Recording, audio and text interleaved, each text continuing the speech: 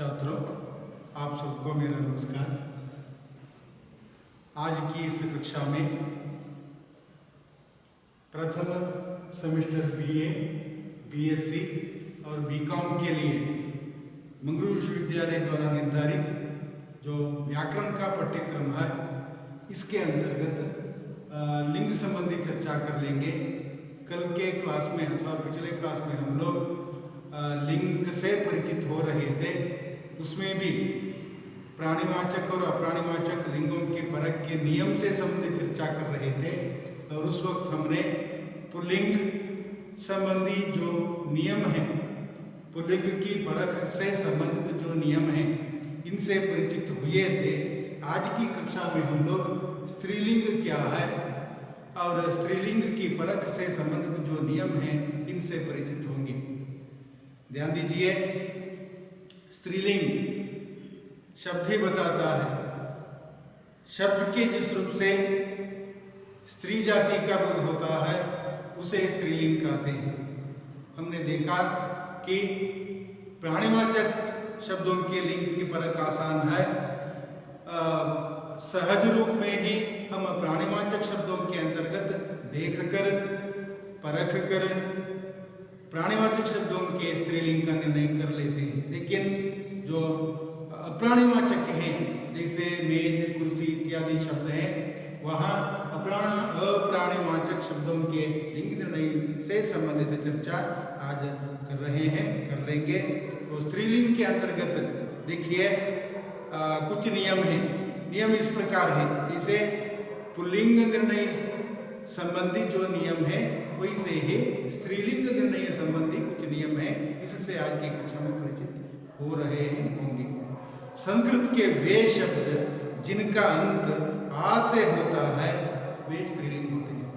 कहने का अभिप्राय यह है, आकारांत तत्सम शब्द हिंदी में स्त्रीलिंग के अंतर्गत रखे जाते हैं। आकारांत तत्सम शब्द हिंदी में स्त्रीलिंग के अंतर्गत रखे जाते हैं। जैसे देखिए, हिंसा, अहिंसा, कृपा, दया, सूचना, सभा, माया, प्रतिज्ञा, प्रतीक्षा, प्रतिभा, परीक्षा इत्यादि ये सभी शब्द जो हैं आकारांत हैं, साथ साथ तत्सम के हैं। इसलिए संस्कृत से आए आकारांत शब्द सभी स्त्रीलिंग के अंतर्गत रखे जाते हैं। और दूसरा नियम है, वे तत्सम संज्ञाएं हैं जिनका अंत ऊ से होता है। ध्यान दीजिए, उकारांत तत्सम शब्द भी स्त्रीलिंग के अंतर्गत रखे जाते हैं। कहने का अभिप्राय, उकारांत तत्सम शब्द भी स्त्रीलिंग के अंतर्गत रखे जाते हैं। जैसे देखिए, आयु, मृत्यु, वायु, जलवायु, वस्तु, ऋतु इत्यादि। ऋतु ये आयु, मृत्यु, वायु, जलवायु, वस्तु, ऋतु इत्यादि उकारांत तत्सम शब्द हैं। हिंदी में हम उसी प्रकार स्त्रीलिंग के अंतर्गत, जैसे संस्कृत में स्त्रीलिंग के अंतर्गत इनका प्रयोग किया जाता था, वैसे हिंदी में हम इनका प्रयोग स्त्रीलिंग में करते हैं। वैसे ही इस संदर्भ में कुछ अपवाद भी है, हमें देखना होगा।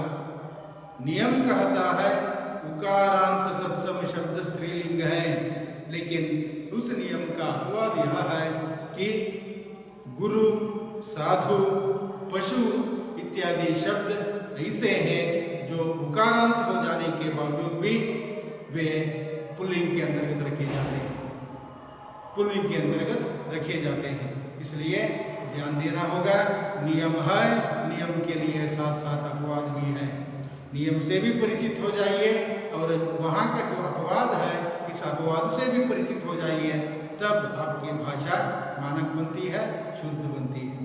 लिंग निर्णय जो हो चुका है, इससे आप पूरा परिचित हो जाते हैं। उसके बाद देखिए, इकारांत संज्ञाएं भी स्त्रीलिंग होती है।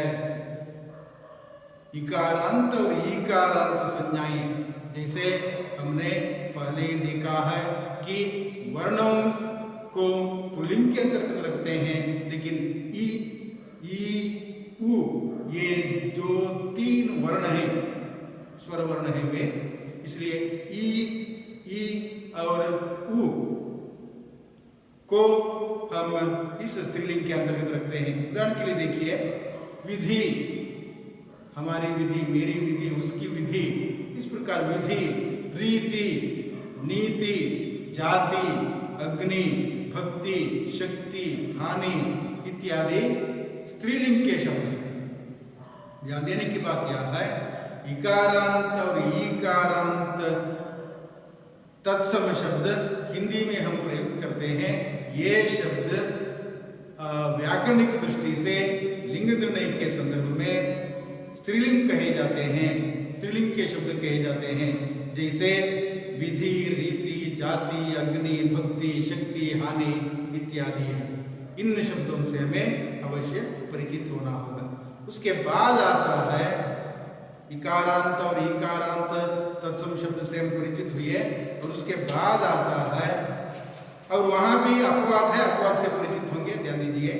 अपवाद है घी, हाथी, पानी, मोती, पक्षी, आदमी इत्यादि इकारांत हो जाने के बावजूद भी इन शब्दों को पुल्लिंग के अंतर्गत रखते हैं।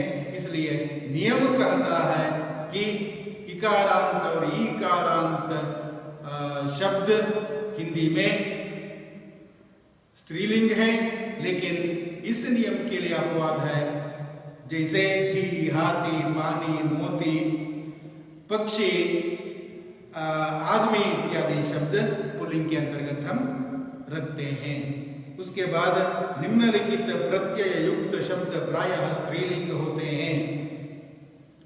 निम्नलिखित प्रत्यय युक्त शब्द प्रायः पुल्लिंग के होते हैं। जैसे देखिए, आहट, ध्यान देना होगा, शब्द के अंत में यह प्रत्यय है। जैसे देखिए, आहट, घबराहट, मुस्कुराहट, गरमाहट, चिकनाहट, कड़ुआहट इत्यादि जो शब्द हैं, इस शब्द के अंत में आहट प्रत्यय है, इसलिए ये स्त्रीलिंग के शब्द माने जाते हैं। वैसे ही आवट, आवट, वहां देखिए बनावट, दिखावट, सजावट, बुनावट, मिलावट, थकावट इत्यादि जो शब्द हैं, इन्हें हम इस स्त्रीलिंग के अंतर्गत रखते हैं। ध्यान देने की बात यह है कि आवट, जिस शब्दों के अंत में प्रत्यय के रूप में आवट आता है, यह इस आवट शब्द, जिन शब्दों के अंत में आवट है, ये भी स्त्रीलिंग के शब्द हैं। थकावट, दिखावट, बनावट, सजावट इत्यादि। आई, अगला शब्द है आई। जैसे देखिए, पढ़ाई, लिखाई, बुराई, बड़ाई, चढ़ाई, कटाई इत्यादि जो शब्द हैं, इन शब्दों के अंत में आई है, इसलिए जिन शब्दों के अंत में आई है वे स्त्रीलिंग के शब्द कहे जाते हैं। इसलिए नियमों से परिचित होते जाइए, और वहाँ के जो अपवाद हैं, इन अपवादों से भी थोड़ा परिचित होते जाइए। आपकी भाषा शुद्ध होती है, मानक होती है, व्याकरण से आप परिचित हो जाते हैं।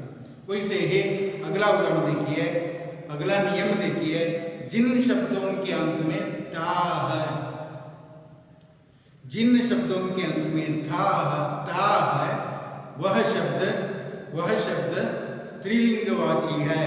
ध्यान दीजिए, भावुकता, चंचलता, ममता, मधुरता, मानवता, कटुता, मित्रता इत्यादि।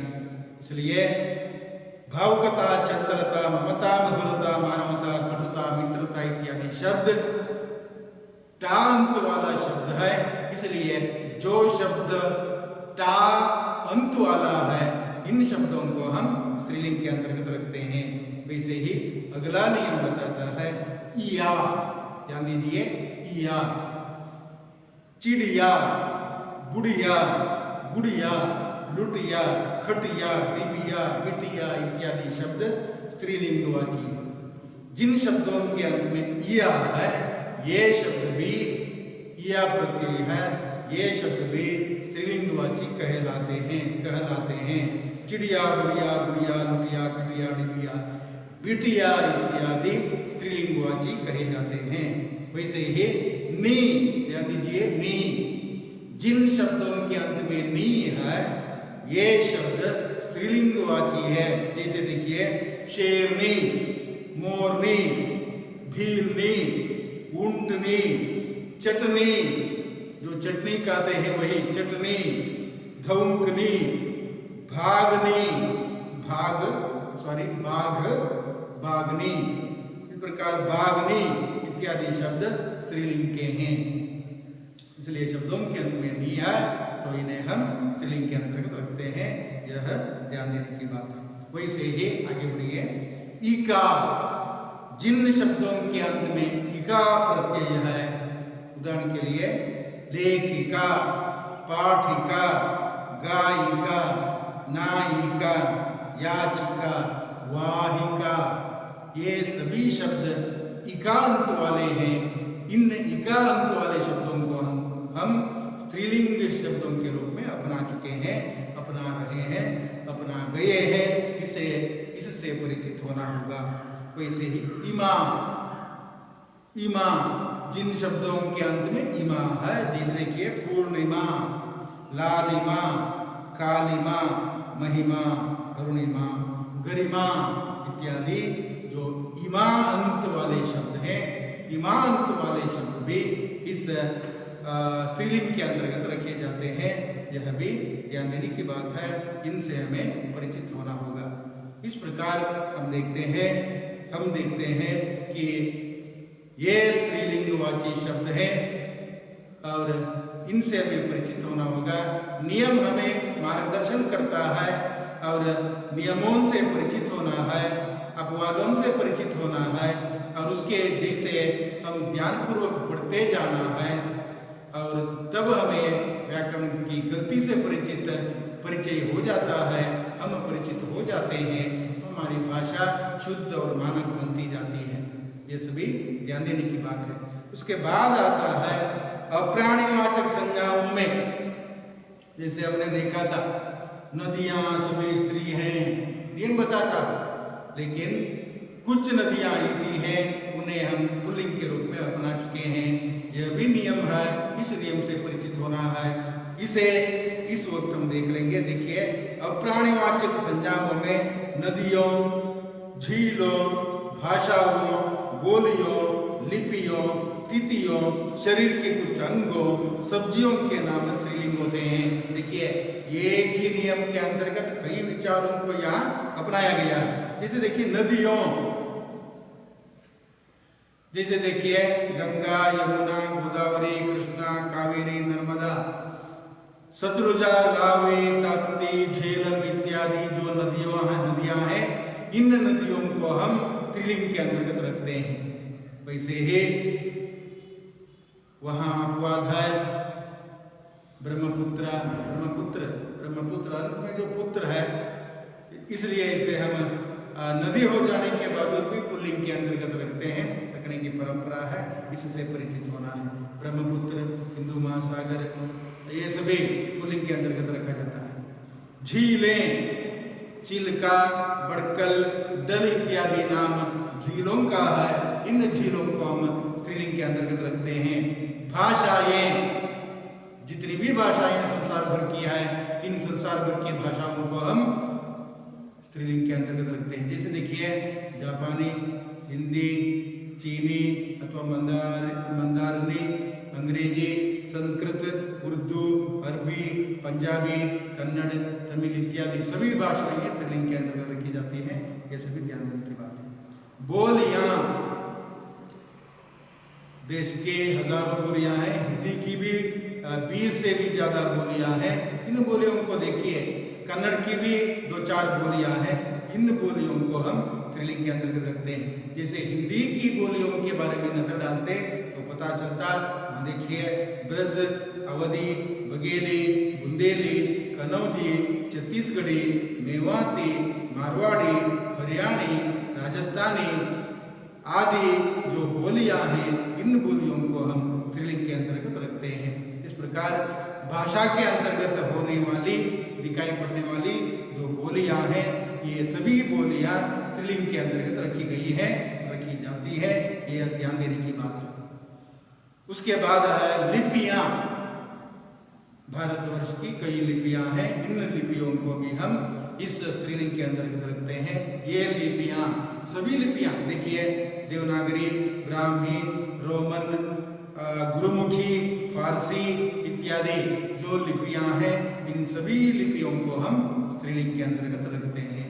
तिथियां, तिथियां प्रतिपदा से लेकर अमावस्या तक अथवा पूर्णिमा तक, पहली दूसरी जो तारीख है, ये सभी तारीख, आज की तारीख बताना होगा, आज का तारीख नहीं, आज की तारीख, इसलिए यह तारीख भी स्त्रीलिंग है। पूर्णिमा, अमावस्या, प्रतिपदा, द्वितीया, तृतीया, चतुर्था, पंचमी, षष्ठी, सप्तमी, अष्टमी, नवमी, दशमी, एकादशी, द्वादशी, त्रयोदशी, चतुर्दशी, अमावस्या अथवा पूर्णिमा, ये सभी तिथियां स्त्रीलिंग के अंतर्गत रखी जाती हैं। उसके बाद शरीर के अंग, ध्यान दीजिए, यहाँ ध्यान देने की कुछ बातें हैं, ध्यान दीजिए। शरीर के अंग, कुछ अंग पुरुष हैं, कुछ अंग स्त्री हैं। देह स्त्री है, शरीर पुल्लिंग है। देह स्त्रीलिंग शब्द है, शरीर शब्द पुल्लिंग है। आंक स्त्रीलिंग शब्द है, नाक स्त्रीलिंग शब्द है, गर्दन स्त्रीलिंग शब्द है, छाती स्त्रीलिंग शब्द है, टांग भी स्त्रीलिंग शब्द है, जीभ भी स्त्रीलिंग शब्द है, जांग भी स्त्रीलिंग शब्द है। येड़ी, कुहनी, पलक, भऊ, ठोड़ी इत्यादि जो शब्द हैं, इन्हें हम, इन शरीर के अंगों को हम स्त्रीलिंग के अंतर्गत रखते हैं। इस प्रकार जो निर्णय हो चुका है, हो चुके निर्णय से हमें परिचित होना है और इससे जानकारी अपनानी होगी। ये सभी शरीर के अंग स्त्रीलिंग के अंतर्गत होते हैं। सब्जियां, जो सब्जियां हैं, इन सब्जियों को, कुछ सब्जियों को पुल्लिंग के अंतर्गत, कुछ सब्जियों को स्त्रीलिंग के अंतर्गत रखते हैं। स्त्रीलिंग की सब्जियां ये हैं, देखिए, पालक, शलजम, मेथी, जिसे कन्नड़ में मेंते कहते हैं, वही ककड़ी, जो कन्नड़ में मुळसौतेकाई कहते हैं, वही ककड़ी, मेथी, कमल ककड़ी, मूली, मूली का अर्थ है मूलंगी, मूली, तुरई, तुरई का अभिप्राय है हीरेकाई, वैसे भिंडी, बेंडेकाई, लौकी, अरबी, गाजर, गाजर किसे कहते हैं, गाजर, कैरेट, सरसों, सरसों अर्थ है, सरसों का अर्थ है सासिवे धरती वाला, वही। इस प्रकार पालक, पालकी है। शलजम, सुवर्णगड्ढे धरती वाला शलजम, ये सभी शब्द हिंदी में स्त्रीलिंग के हैं। इस प्रकार स्त्रीलिंग वाची शब्दों से परिचित होना है। वैसे फल, जो फल है, इन फलों को हम पुल्लिंग के अंतर्गत रखते हैं। ध्यान दीजिए, नाशपाती, लीची, मुसम्मी, मुसम्मी अंतर्गत वाला देने, मुसम्मी, अंजीर, एक मीठा फल है वह, अंजीर, कुबानी, किशमिश इत्यादि वे स्त्रीलिंग के शब्द हैं।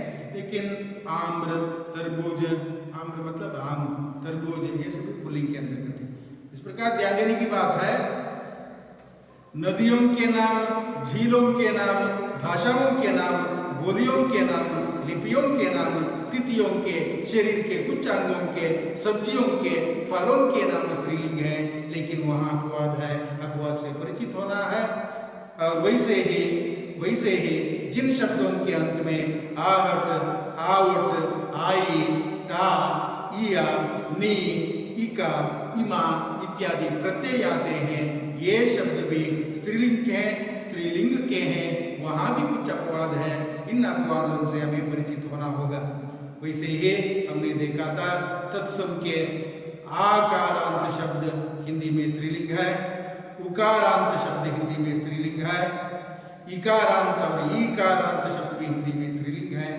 ये नियम है, नियम बताता है, नियम के अनुसार निर्णय हो चुका है। इस हो चुके निर्णय से हमें परिचित होना है, परिचित होके उस जानकारी को अपनानी होगी। ये सभी ध्यान देने की बात है। और आज की कक्षा में यहीं रुकेंगे और अगले क्लास में लिंग परिवर्तन संबंधी चर्चा करेंगे। पिछले क्लास में हमने देखा था लिंग क्या है, लिंग की परिभाषा, लिंग के भेद, पुल्लिंग, उसे परखने के नियम से संबंधित चर्चा हमने की थी। आज की कक्षा में हम लोग स्त्रीलिंग क्या है, स्त्रीलिंग को पहचानने के, विशेषकर अप्राणिवाचक स्त्रीलिंग शब्दों के परखने के जो नियम है, इन नियमों से परिचित हुए। यहाँ लिंग समाप्त हो जाता है। उसके बाद बाकी रह चुका है लिंग परिवर्तन। इस लिंग परिवर्तन संबंधी चर्चा अगले क्लास में कर लेंगे। आज के लिए यही रुकेंगे। धन्यवाद, नमस्कार, फिर मिलेंगे।